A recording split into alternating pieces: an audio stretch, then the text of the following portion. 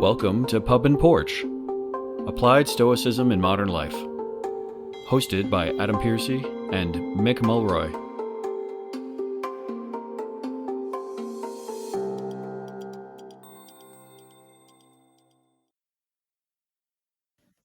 Welcome back to our conversations with Mick and Adam. So, Mick, good to have you again. Nice to hear from you. Great to be with you, Adam, as always.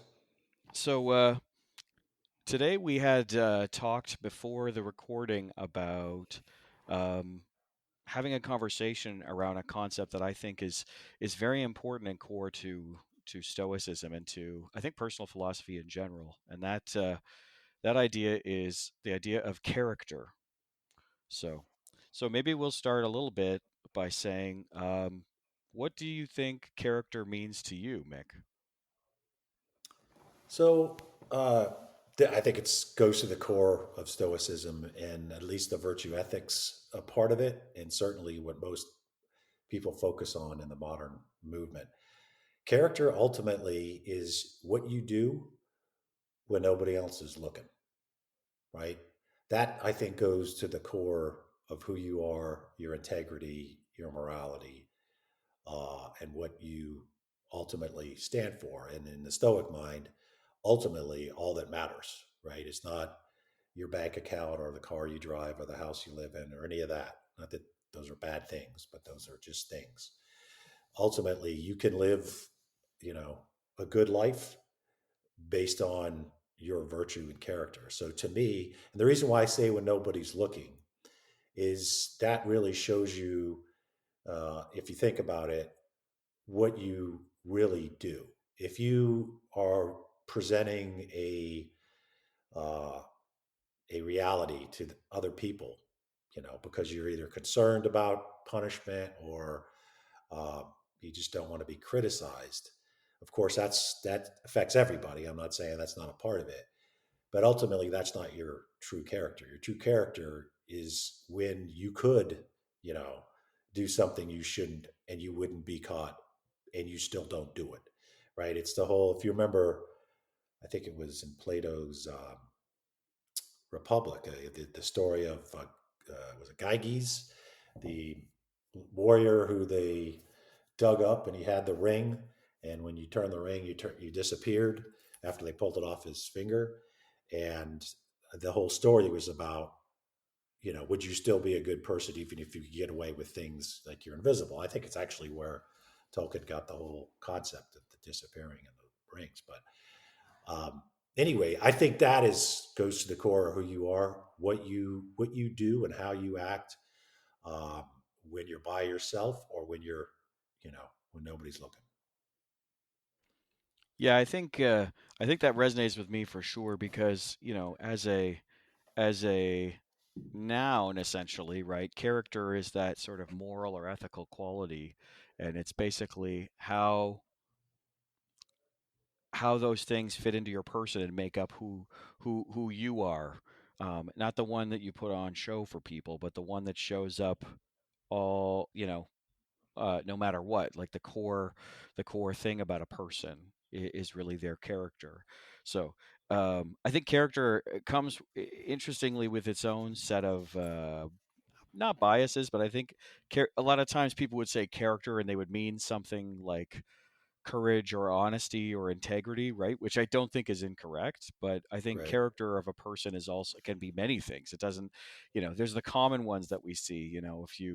If you watch the movie 300 and you see Leonidas, he would be considered a man of great courage, right? Which is a character trait. But I think there's other things that make up good character with people, like the ability to listen or the ability to remain calm or something like that, right? So I Yes. think for me it resonates with what you were saying. Like it's what makes up you as a person, right? I think, and interestingly, my view is that good character or bad character is something that, oddly enough, I think is in some cases universal. I don't think anybody would ever say that courage is a bad character trait, but I think at the same time in many ways it is subjective because some people might find outward calmness to be to be not a great character trait if for some reason or something like that. I don't view that, but that's how it is. So it's Right. it's what makes up a person. So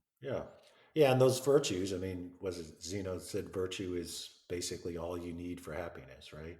And yeah. then the four cardinal virtues are courage, wisdom, justice, and to your point, your the temperance. Hmm. I always viewed it as self-discipline. Yeah. You know, because temperance sounds, I don't know, maybe in the Marine in me, it sounds a bit meek, but self discipline, like having the ability to control your outward emotions, Hmm. um, it's one of the things I think people struggle with the most, to be honest, right? Right. Especially in modern life. You were talking about your uh, Yeah. trip to Disney World, right? I mean Yeah. that could try any man's patience or Yeah. woman's, right? But you Absolutely. still have like a obligation, not to say everything you think, right?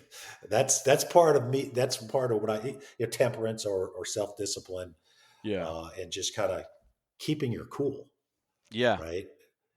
Which Yeah. is it's a requirement in modern society, and Yeah. it's not easy sometimes. Yeah. It isn't easy sometimes. I think you show, you know, it's like how do I say it? It's but I mean, you and I have talked about courage before in our private conversations, right? And you in your career in your service, you saw acts of courage that I think would make anybody stand still and take notice, right? But at the Yeah, same time, you and I have talked about courage is something that it doesn't occur when everything is nice and easy, right? Like someone can talk a big game when they are, in their condo playing PlayStation, right? But right, right. when they're in a moment of true adversity, when they're in a moment of true challenge, that's the time where courage is not courage on its own. Courage is when you do something in spite of the risk, in spite of the danger, in spite of the worry and the anxiety and the trepidation, right? And Yes, I think that's kind of what character is. Like it's always the true thing that shows through when the cards are down, when the when the challenge is coming to the fore. And yes, I think that's why it's so important in stoicism, because in stoicism we I think a lot of us would always there would always be those statements about how it doesn't it's good to look like this when people are around, but when you're on your own, what are you like, right? Like if you spend all your yes, time on your own in your boxers eating chips on the couch, you are you really is that really like which one of you is really the true one? But yeah. anyways, it's hard to Courage. it's an interesting thing to define though too, because it's very nebulous in its own way, right? It is, and like you said, I've seen what most people would define as raw courage, on the battlefield with uh, someone risking their life for another, clearly um, putting their self concern behind the concern for their uh, brother that was injured or pinned down. So I've seen that, but courage isn't just that, right? I mean, I think that's obviously the courage that a lot of Stoics think about because Stoicism is so ingrained in uh, the military. But courage is also being the person willing to not sit in the back of the bus, right? So Rosa Parks, for example, somebody which I think also gets into justice. But courage is having the moral uh, willingness to step up and stand out for things that are just unjust, right? Even if the consequences are not good for you, right? I mean, it was with Dante, the guy who literally wrote the book on hell, said, I'm paraphrasing because I don't remember the exact quote, but there's a special place in hell for people who, in times of great moral challenge, maintain their neutrality, right? So I think what he was saying there is Yeah. um, you sometimes you have an absolute obligation to stand up and do what's right, even if there's negative consequences to you. And I think that's also courage, right? So it's not the traditional soldier on a battlefield or fireman going into a burning house, which is also courage, but it's also that moral courage to stand up to things that are unjust. Yeah, for sure. And I think, what's interesting is you can find the presence of character and things like courage a lot. I think even in places where people would think it's the most mundane, right? So I work in a role that is not as I don't want to say action packed because that sounds like it's a movie, but like I work in a role that is very different from yours, but it has a level of risk to it that is present that's different, right? So I work in human rated space flight safety, and what's really interesting, right, is the times where you see people's true character come forward is when you know like you're in a room full of 20 engineers and everybody thinks it's fine and you don't think it's fine and you have to say no, I think there's a problem here, right? Yes, that's And a great you're example. yeah, you're in that circle, and it sounds mundane, right? Because we're not there's no like there's no hand grenades going off. You're not, there's nothing like that. But at the same time, the character of someone to have the integrity to say, I will not compromise on something that is this important, right, is something that I think people have to take into account, right? Like, because what I think you would probably agree with me on this one. Like, it's easy for people to think that character, or the discussion of character, applies only to the extreme world examples of combat zones and disaster areas and things like that. But I think character is very much a lived, everyday thing, right? That happens Yes. happens every minute of every time that you're I would say alive, not just awake, right? And I think like some of my favorite moments that I have remembered of team members of mine in the team that I lead is when you know 5 foot tall young woman has an argument with 6 foot 5 engineer, where he's looking down saying no it isn't, and she's looking up saying yes it is, and you go, oh, okay, this is Hmm. this is a very interesting situation to see live, and you can start to see that come forward. So I think you and I would probably, it would resonate with both of us, the idea that this is not a character doesn't just come out when there's when, not that you were trying to say this either, but character doesn't come out when there's just a fire. Character comes out every day and every moment, and um, you make that decision, and the decisions that you make shape that character, right, over time. I have worked in safety for a few years now, and it's an interesting concept when you come into it because, I'm not the one on the rocket. I'm not the one on the space station. I'm not the one in the capsule, right? But the decisions that I and my team members and my fellow engineering people make, the decisions that we make directly affect the safety and the outcomes of those who will do those things. And so you just can't slack. You can never sit there and go, well, it's just a bolt on a little thing over there, it's fine, right? You have to impart the same level of rigor regardless, and you only succeed in safety when that's your decision, is that you will never skimp on the rigor, that you will never skimp on the work.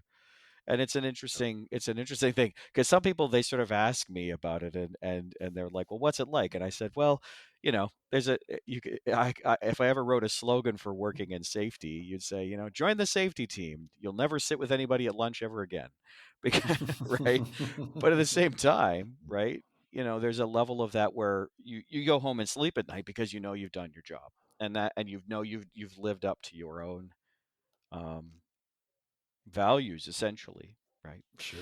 Yeah. Well, So I mean, I got to tell you, maybe spoiler alert, but I hope we can somehow figure out how to have a whole episode on human space travel and like it's a stoicism, because I just want to hear your thoughts on it. To be honest, yeah, and it's one of those things that I've always been just completely fascinated in. But I think you bring up a yeah, good point. Like every this is how to apply stoicism to your daily life. Or this is one of the things we're talking about. Most people aren't going to be on a battlefield, God willing, and so it's not directly connected to them. But what you described happens, I think, in companies and government organizations everywhere all the time, with the ability to stand up potentially and have an opinion that's opposite of your peers, right? Because it's much easier, of course, when everybody in the room saying this just to go along, right? You're not gonna get blamed when everybody essentially. Now your occupation, of course, it could have dire consequences. People could, you know, die as a result of a mistake. But certainly, this is something that challenges people on a regular basis when it comes to decisions that their company makes and whether they want to be the ones that are the one that's willing to go against the grain if they really believe um, that the decision's wrong, right? So that has consequences to them. If they become, the person, like you said, that sits and eats by himself or herself. That's a challenge. It's less than what you're talking about. You have to because this could have consequences to us. The flight itself, but it does have the same or similar ramifications to the person that's willing to stand up and say what might not be popular. Yeah, absolutely. It's just differences in degree, really, right? Like, there's no split second. Like, nothing I do now is going to affect something in the next 10 minutes, right? But it will affect something in the long term. And you're making a decision. And I think it's just so much similar of a similar decision, right? But I think, one key theme that we're kind of dancing around a little bit here, which I think we can probably talk to now, is that um, I think character really comes down to being a choice. I think it's and this is where I probably sound more philosophical than I normally do when I talk about this practice. But a story that I learned when I was younger and I has come up again recently because of books written by people like Donald Robertson. Right?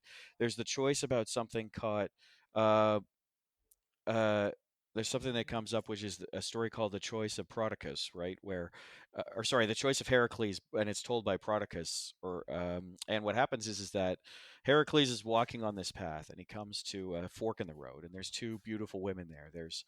And they introduce themselves as uh, Kakia and Arete. And Kakia says, "Come with me. You can live a life of luxury. You will never want for anything, and you'll have food and women and wine and all of this stuff." And then and Arete says, "Come with me, and you will not have a life of leisure. It will not be easy, and it will be hard work, but you will gain something greater in the long term." Right. And so Kakia is passions, is my understanding of that translation. And Arete would mean virtue or excellence, right? Which we're obviously Sure. very, very in tuned with as a word on the Stoicism side. But Heracles does make that choice to walk with Arete, to make that choice, and it's a hard life for him. There's labors, there's the it's his own fault, but that he kills many people that he loves in his own crimes of passion type of thing. And the thing is that uh, it's very much a circumstance where he makes a choice and that sets him on that path for the rest of his life. And I think it's very important as a person to decide whether you are going to make that choice, if that's the choice that you are wanting to make but also willing to make. I think a lot of people uh, ignore the fact that it's not just reading a book about stoicism. Like, Donald's books are great, or Massimo Pigliucci's books are great, and I Mhm. always recommend them to people. But reading the book and making the choice to take those values and impart them on yourself and live by a code, or live by a set of values, I think, is something that people have to be prepared for, because we are talking about applying this practice, and you have to make that choice. But it is also extremely rewarding. So it's hard, but it's extremely rewarding too, That's right? right. So but what do you think about choice in this one? Like, is it that someone says how does choice reflect it on your view of character? Is it something simple, or is it something much deeper? Well, I think what you're talking about, what stands in your way is the way, right? The obstacle is the way. The whole Aurelius quote in the book Ryan wrote about it, I Yeah. think is kind of explaining, you know, uh, the choice that he had to make, and he chose the way of the obstacle. I guess is another way of putting it. But when it comes to choice, um, it's not just an individual choice. It's also, I think, reflective of the character of a society based on what they value. So, and what I mean by that, my dad told me this story a long time ago. If I get it a little wrong, I apologize, but it was a story talk about. Heracles or Hercules. Um, he used to, he was a great athlete, right? He participated in the Olympic Games in Olympia. In fact, if you get a chance to go there, for those that are listening, you can actually, at least they told us, walk under the archway. It still exists that Heracles would have walked under to enter the arena, right? So it's pretty damn cool. But it's where they used to do the Olympic Games originally. But the story has to do with the collective choices and character of a society. Um, and so the story goes: an old man walked into the arena just like you do today when you're looking for a seat. Um, he started walking down the row of the amphitheater, like the bleachers, or what we call it here in the U.S. He was old, disheveled, didn't smell too good, wearing a beat up uh, cloth. And at the time, the city states would sit together, right? Because they were there representing the town, the area they were from in the Olympic Games around Greece. And so he got to the first section. He started to walk up. He saw a seat at the top. He, of course, in his cane, walked all the way to the top. And then by the time he got there, everybody had moved over. So there was no longer a seat. So he got to the next one, same similar thing. He asked if that seat was open. They refused and started laughing at him, telling him they didn't want an old stinky man sitting next to him in their section. And this kept going until he got to the end. And the end was Laconians, or what we call the Spartans. And as soon as the man walked in front of their section, the entire section stood up and offered him their seat. And the old man, and then, Wit was laughing and pointing and all that, went dead silent, with everybody realizing what they had done and what the Laconians had done is what they should have done. And the old man said everybody knew what the right thing to do was, but only the Laconians, the Spartans, did it. So it's always stuck with me because, generally speaking, when you ask me about choices, people know what the right choice is. If they had to write it down, they know what the right choice is. But it really comes down to whether you actually make that choice. That's what I think character is. And it's the only thing that really matters. It's not, it's potentially even worse if you do what the right thing to do was and didn't do it. But to do it collectively, I think really shows a society that has educated its young people well. Yeah, I would really agree with that. And I think today, when we're looking at the seeds of discord being sown across so many countries today, in the West as well as in other places, right? You're starting to see, and people always say things like, oh, how did we get here? With this, uh, them versus us rhetoric, or the displacement of people or forced expulsions of people or whatever it is, right? A lot of people say things to me, where they're like, man, how do we get here? And I'm like, well, this didn't start, it's not like this just happened, right? Choices have been made for a long time in places like this where you don't see it until later. It really doesn't bear fruit until later, and then all of a sudden, these things happen, and that's where that's what I think. I think something that's really important that we have to take into account is that every choice we make matters, right? And character and building that character comes from making those choices good ones and making them consistently good, and you make that choice it's almost like you're making a choice to make a choice, right? Where you're Mm-hmm. making a choice to put yourself on that path and do that long term, right? And that the story of the Laconians doing that, which is a great story, by the way, which I have heard before as well, is one where, like, they're not like that by accident. They made a choice as a society to be that way, right?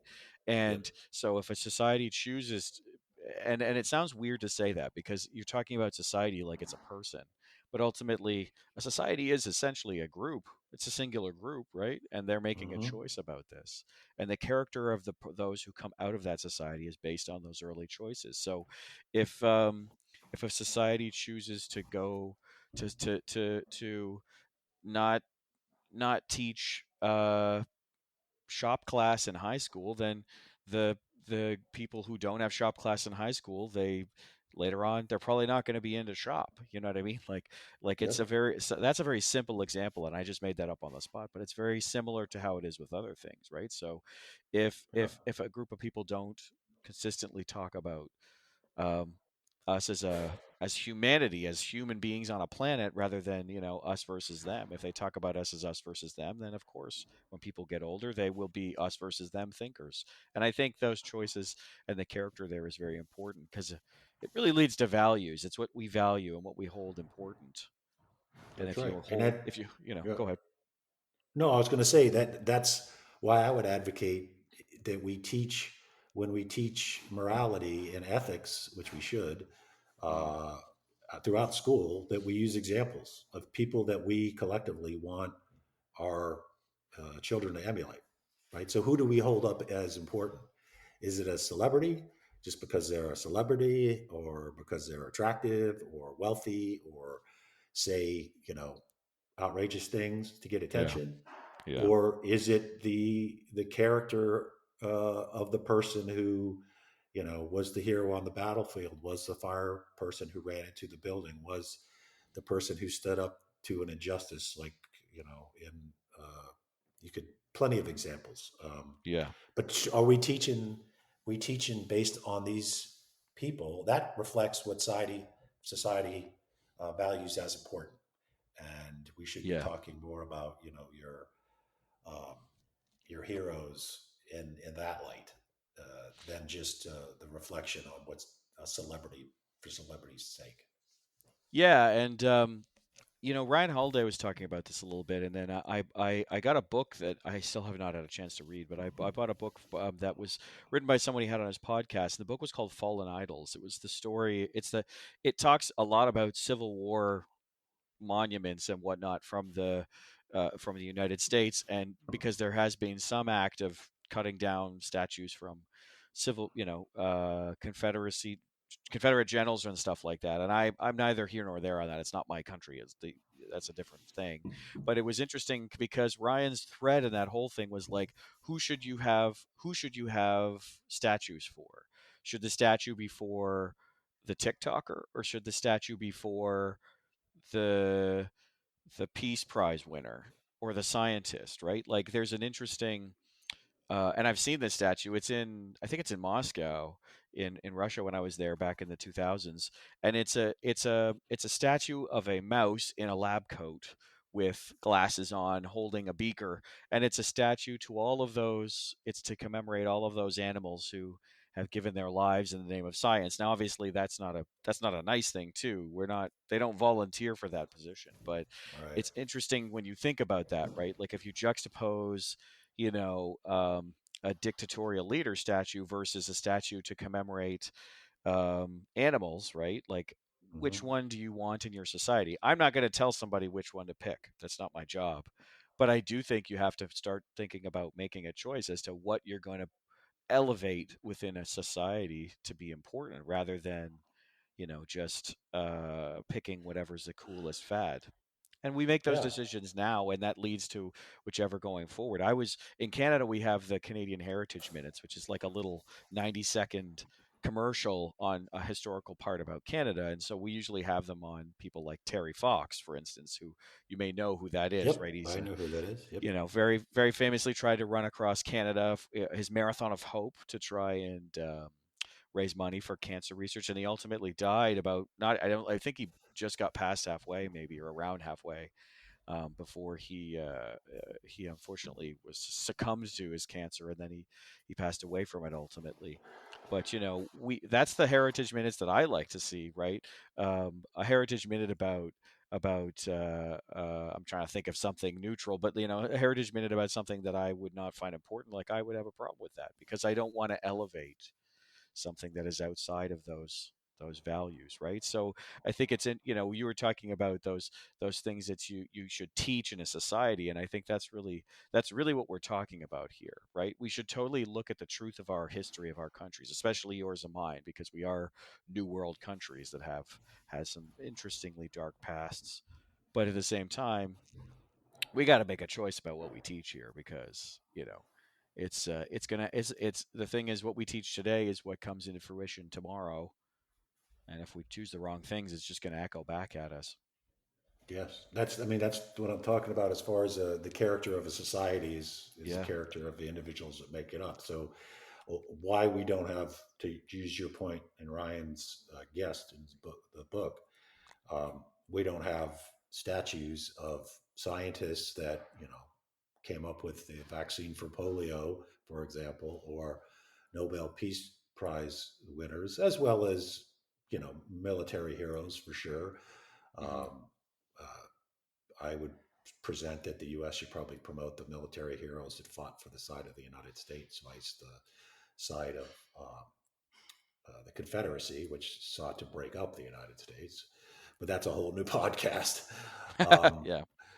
but I mean, I would say on that, because I was part of the informal board that uh, advised on, and I think this is relevant, on renaming army bases in the United States, which was Oh, somewhat okay. controversial, Yeah. right? So they're named after primarily Confederate war generals, and not even good ones. Usually ones that were popular at the time, and a lot of their popularity came from um, the attempt to push back in against racial integration.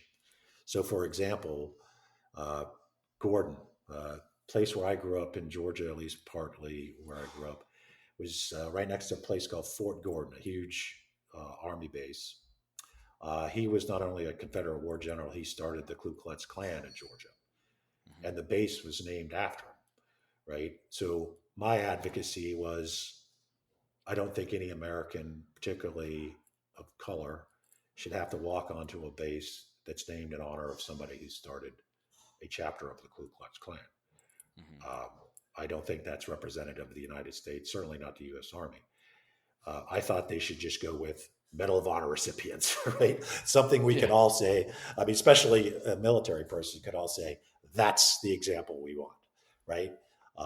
Not after a general, after somebody who gave it all in the service of others. Uh, they did that in some capacities, they didn't in others, and it turned into this. Now they're naming it after people who had the same name but weren't the same people. It's kind of gotten a little crazy, but I think that's to your point. Like, what do you want your monuments to be named in honor of? A political figure in this case that exemplified, racism and Hmm. the desire to dissolve our country, at least the U.S., or do you want somebody who actually had the character that uh, that would is needed to actually be a recipient of the Congressional Medal of Honor? Yeah. That's what I think where society should focus on. That's where we should teach our children to be like. Yeah. Yeah. Absolutely. Absolutely. And I think so when we were leading up to this recording today, you had highlighted that a previous associate of yours had written a book called On Character, and I think we should talk about the book a little bit. But what was really interesting to me was um, this idea of values and what we're talking about here, because I think character is based off of values. Like someone's character is not the same as somebody else's character. I think everybody's individual character comes off of values. And the point that I'm trying to get to is actually a point that it's a little bit of a story about my journey as I made the choice to become a practitioner of this is this idea of values and making a decision about your values, and so we'll talk about that book for sure. I want to give you the chance to lead in on it, but sometimes I get a question from people where they're sort of like, "Well, what do you value?" They'll ask you that, right? And I think character is a really strong part of the values of a person, right? And so I did an exercise about 7 years ago.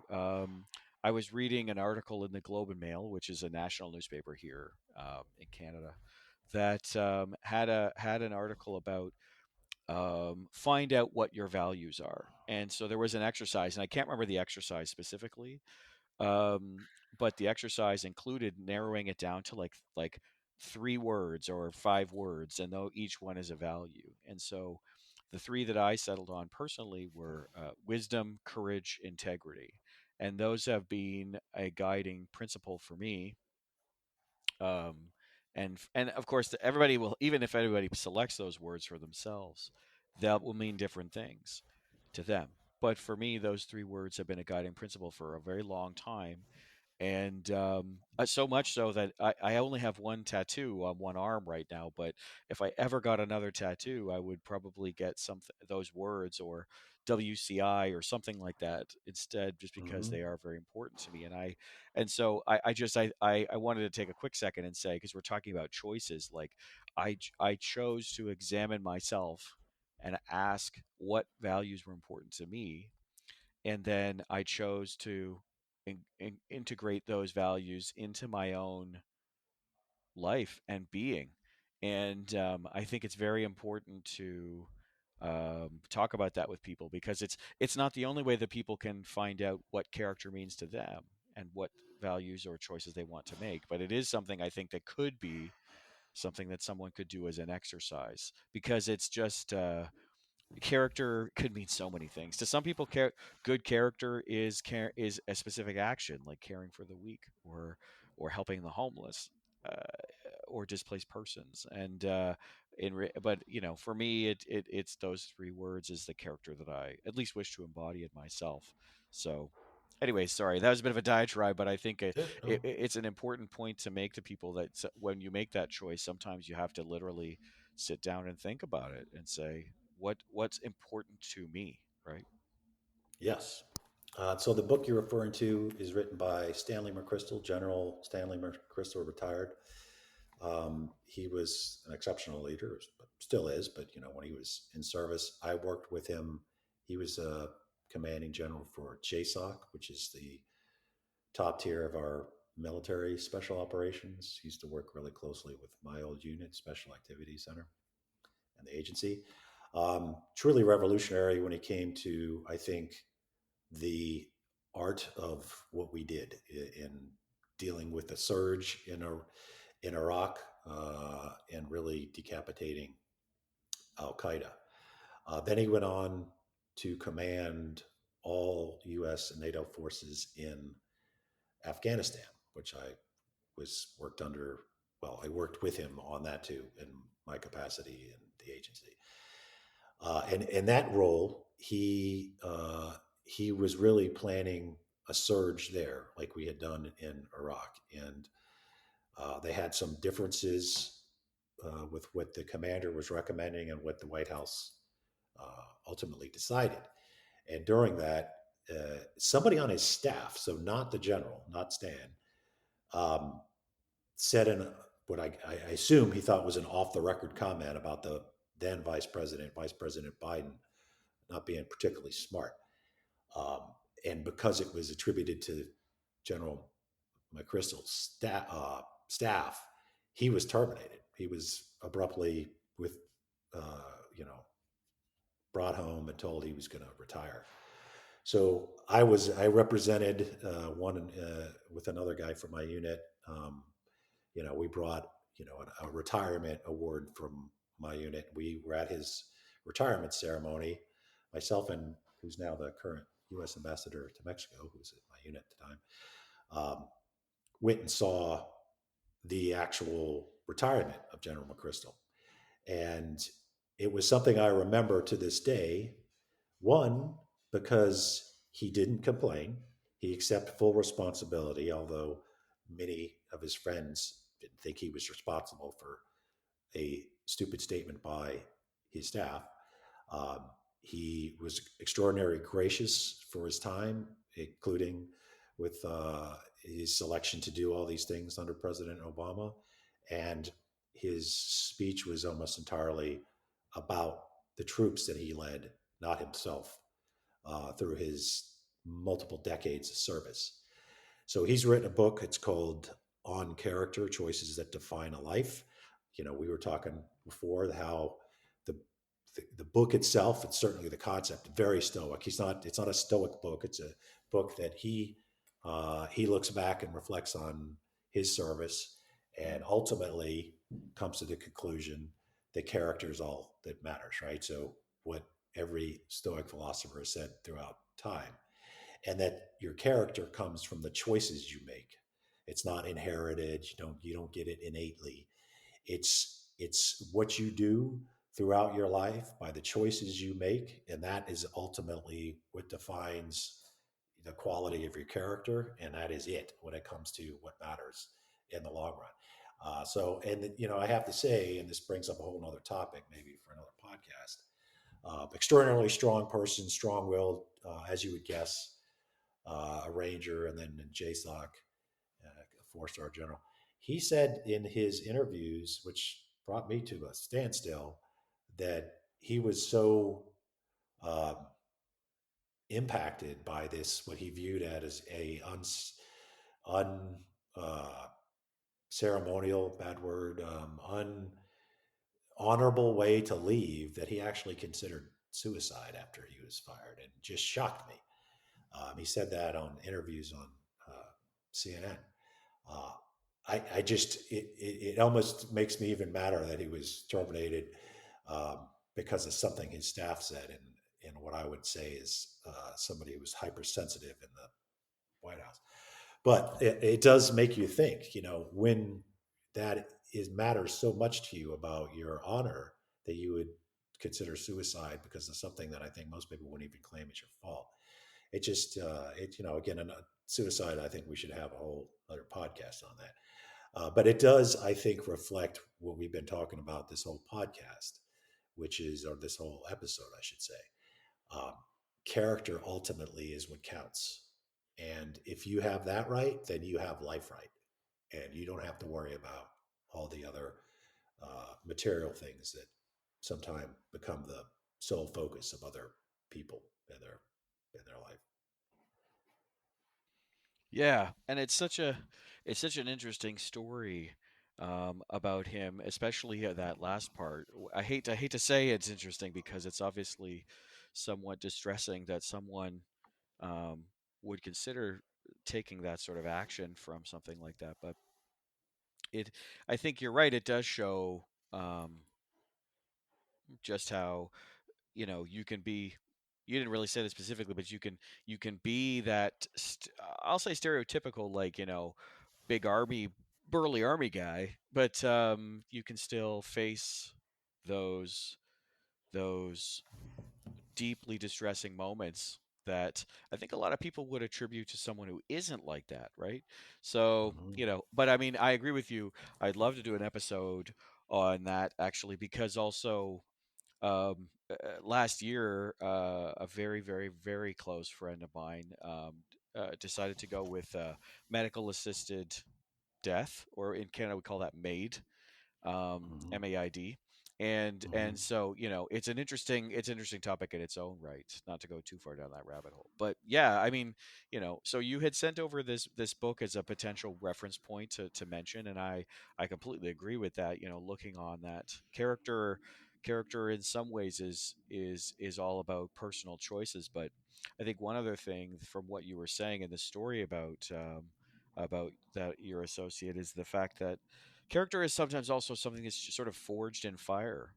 It's we as people, we do make decisions, and we make cognitive decisions to do things, but ultimately who we really are gets burned away in the crucible that is life, all the struggles and challenges and heartbreak and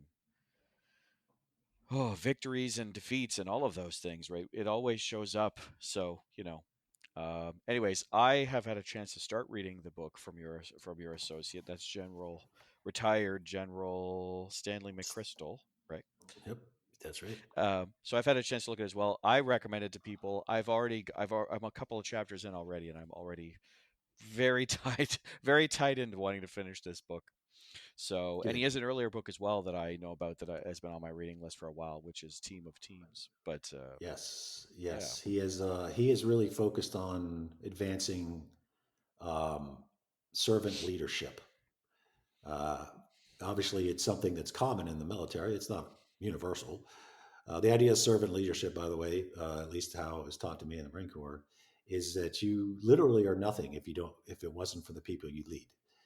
yeah, Um, so the concept of leaders eat last and all that goes with it, where you're not a imperial leader. You are there to, of course, accomplish the mission, and you're going to do hmm that by having the team of teams, as you say. Yeah. And I think he really exemplified that, and he's trying to take it out into the corporate world, which doesn't always view um, their leadership as a servant-based leadership, servant to the people they lead. Yeah. And so that's if you are interested in that, and I think a lot of businesses are, considering when I go to Stoic events, there seems to be an increasingly growing section of it that's business leaders. Yeah. Um, that's his works, I think, would do you right. I mean, if you have a required reading list for yourself, I would put these team of teams in this new book on character in your Yeah. list. Absolutely. So, I haven't even finished a book, and I'm already going. Yeah, I think people should really take a second and look at these and see if this is something they want to read, and if they do, then I think they should definitely check it out. So, in terms of character, I think we've talked a little bit about where we think character comes from, and also the actions people take that help form the character they wish to be. I think we've also talked a little bit about our own personal views on these things. So, I mean, is there anything you'd like to add more on the character trope that we're talking about today? Well, I think we've covered it for today, but we all know that this is going to come back many times because it's the core element of Stoicism. So I think we're gonna readdress this over and over. I do think we should have an episode solely on suicide. It does have a kind of unique place in Stoicism history, obviously with Cato's Agreed. suicide, a famous, Hmm. but it certainly has impacted myself. I've had several very close family that's committed suicide. Um, so you don't want to romanticize it in a way that perhaps it has been in the past. But I think we should talk about that as um, a separate episode. But character, I think, is going to come back over and over again in our discussions. And for folks listening, we'd love to hear if there's any aspects that you'd like us to cover specifically on that front, or anything that you would like to potentially write. We could get some essays and put it out there and hang it on our platform.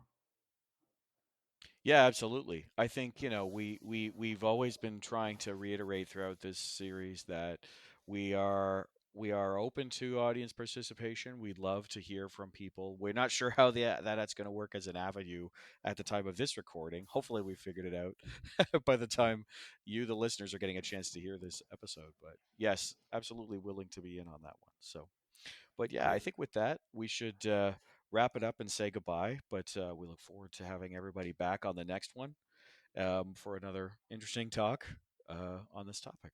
So, cheers. Thanks, Mike. Salancha.